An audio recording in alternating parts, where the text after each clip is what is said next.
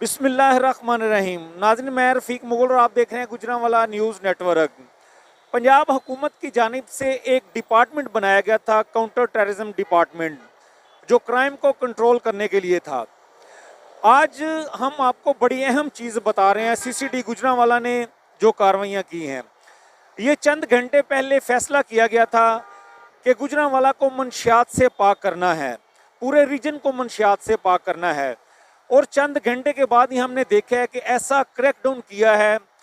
گجرانوالہ میں جو بدنام زمانہ منشیات فروش تھے، جو آئس فروخت کر رہے تھے، چرس فروخت کر رہے تھے، افیون فروخت کر رہے تھے، اور بھی منشیات کی جتنی بھی چیزیں تھے جو معاشرے کے لیے ایک ناسور بن چکے تھے.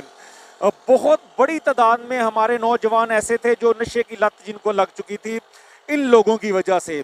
اور پولیس نے بہت ایک لمبی فہرست بنائی ہے منشیات فروشوں کی، لیکن اس میں 50 کے قریب ہمارے ذرائع بتا رہے ہیں سی سی ڈی نے شارٹ لسٹ کیے ہیں. اور گزشتہ چند گھنٹوں میں پورے ریجن میں اس طرح کی کارروائیاں کی ہیں کہ اب تک کی اطلاعات کے مطابق 16 منشیات فروش ایسے ہیں جو بڑے پائے کے ڈیلر تھے، جو بہت سارے پورے ریجن میں کیا پورے پنجاب میں منشیات کو فروخت کرتے تھے، سمگل کرتے تھے، بیچتے تھے. تعلیمی ادارے تھے، یونیورسٹیاں تھی، کالج تھی، اور مختلف علاقوں میں یہ منشیات سپلائی کرتے تھے.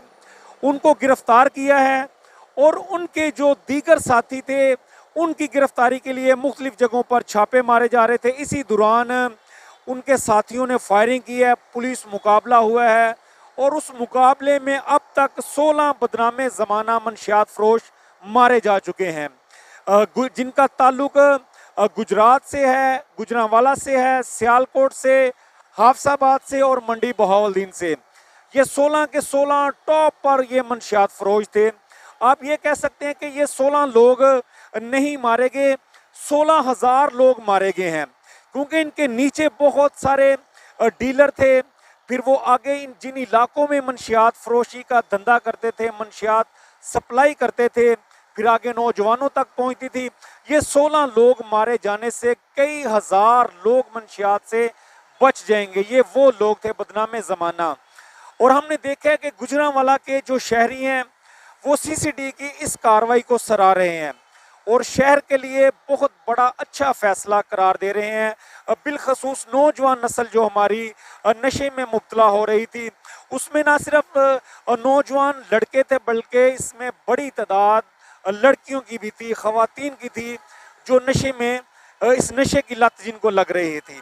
اور گجرانوالہ میں سب سے زیادہ منشیات جو فروخت ہو رہی ہے، جہاں پر زیادہ مقدمات درج کیے جاتے ہیں جن تھانوں میں، ان میں گرجاگ کا ایک ایسا علاقہ ہے، وہاں پر منشیات فروشی کا دھندا روج پر ہے. اس کے علاوہ باغبان پورہ کا علاقہ ہے، سیٹلائٹ ٹاؤن ہے، ماڈل ٹاؤن ہے، اور اروپ کا علاقہ.